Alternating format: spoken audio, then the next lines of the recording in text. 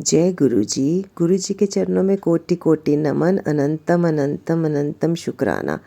संगत जी, जिस संगत ने आंटी अंकल जी ने अपना सत्संग शेयर करना हो, वो इस नंबर पर अपना सत्संग शेयर कर सकते हैं। ऑडियो रिकॉर्ड करके हमें भेजिए और चैनल को सब्सक्राइब कीजिए, लाइक कीजिए और शेयर कीजिए।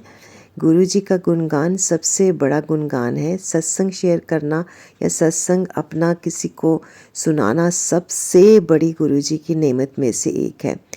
तो ये इस तरह की सेवा करके हम गुरु जी की कृपा का पात्र बन सकते हैं। आज शुरू करते हैं आज का सत्संग। एक बार माता पार्वती ने शिव जी से पूछा कि हे प्रभु, पृथ्वी लोक पर जो ज़्यादा दुखी है उसे ज़्यादा और ज़्यादा दुख क्यों मिलता है, और जो सुखी है उसको और ज़्यादा सुख क्यों मिलता है? ऐसा क्यों होता है कि सुखी आदमी हमेशा सुखी रहता है और दुखी को आने वाले जीवन में हमेशा दुख ही दुख मिलता रहता है? बहुत सिंपल सा प्रश्न था उनका। तो शिवजी ने उन्हें कहा कि माता पार्वती, इस प्रश्न का उत्तर हमें सिर्फ पृथ्वी लोक पर जाकर ही मिल सकता है, तो तुम मेरे साथ नीचे पृथ्वी लोक पर चलो। उन्होंने इंसानी रूप लिया और पृथ्वी लोक पर आ गए। पति पत्नी के रूप में उन्होंने गांव के बाहर एक घर में अपना डेरा जमा लिया।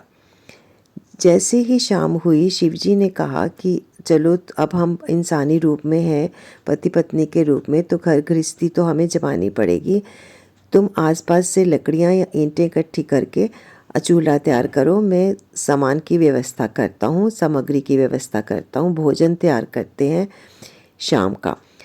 तो माता पार्वती ये कहकर शिवजी वहाँ से चले गए सामान की व्यवस्था करने के लिए, खाने की सामग्री लाने के लिए।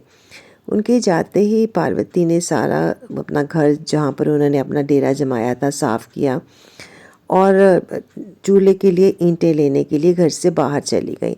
वहाँ पर सामने कुछ जर्जर हो चुके मकान थे जो बिल्कुल टूटे फूटे हुए थे, और लोग तो उनमें रहते थे लेकिन उनकी दीवारें खोखली थी, जगह जगह पर होल हुए हुए थे। पार्वती मैया ने वहाँ से कुछ ईंटें उठाई और अपने जो घर उन्होंने बनाया था, छोटा सा झोंपड़ी, उसमें आ गई और आके उन्होंने चूल्हा तैयार किया। तो इतने में शिवजी अचानक से प्रकट हो गए। पार्वती मैया ने कहा कि आप तो सामग्री लेने गए थे, आप खाने की व्यवस्था क्यों नहीं करके आए, सामग्री क्यों नहीं लेके आए? शिवजी कहते, मैया अब इसकी ज़रूरत नहीं पड़ेगी, तुम्हें तुम्हारे प्रश्न का उत्तर आज ही मिल जाएगा। पहले मुझे तुम ये बताओ कि ये ईंटें कहाँ से लेके आई? तो पार्वती मैया ने कहा कि सामने कुछ जर्जर हो चुके मकान है, बहुत ही टूटे फूटे ख़राब हालत में है, वहाँ से मैं ये ईंटें लेके आई हूँ।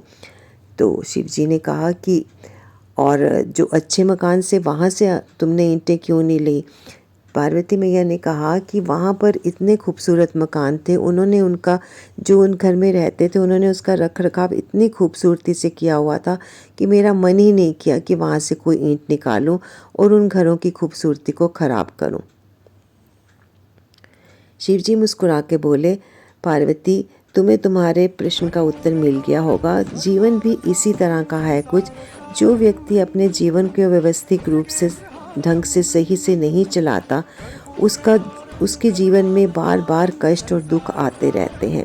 जैसे तुमने सिर्फ जर्जर मकानों से ही ईंटें निकाली, तो उसके दुख और भी बढ़ते जाते हैं। जिसने अपना घर बहुत ही व्यवस्थित ढंग से रखा होता है, जो जीवन में सही निर्णय लेके सही राह पर चलता है, उसका जीवन व्यवस्थित हो जाता है और उसको कोई ख़राब नहीं कर सकता। तो यही तुम्हारे प्रश्न का उत्तर है। इससे हमें ये शिक्षा मिलती है संगत जी कि हमें अपने जीवन में हमेशा अच्छे कार्य और अपने जीवन को सही ढंग से चलाना चाहिए, जिसमें कभी भी दुख का आगमन ना हो सके और भगवान भी उसको दुख ना दे सके। भगवान उन्हीं को दुख देते हैं जो अपने जीवन को सही प्रकार से नहीं चलाते, बुरे कर्मों में आसक्त हो जाते हैं और जीवन को एक प्रकार से नष्ट कर देते हैं। तो उनके जीवन में बार बार दुखों का आगमन होता है और वो उससे निकल नहीं पाते। तो हमें अच्छे कर्म करने चाहिए। अच्छे कर्मों से हमारा तात्पर्य ये है कि जब हम गृहस्थ जीवन में हों तो छोटों को प्यार, बड़ों का आदर सत्कार, घर के बुजुर्गों का इज्जत करना, उनकी सेवा शुश्रूषा करना और अच्छी कमाई से अपनी गृहस्थी को चलाना सबसे बड़ी बात होती है।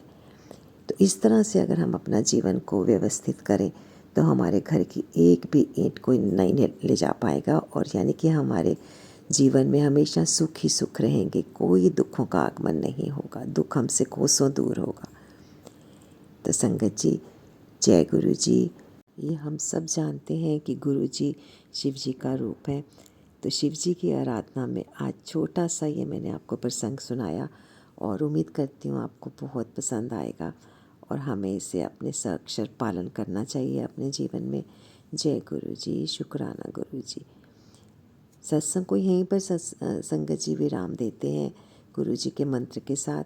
ओम नमः शिवाय, शिव जी सदा सहाय। ओम नमः शिवाय, गुरु जी सदा सहाय।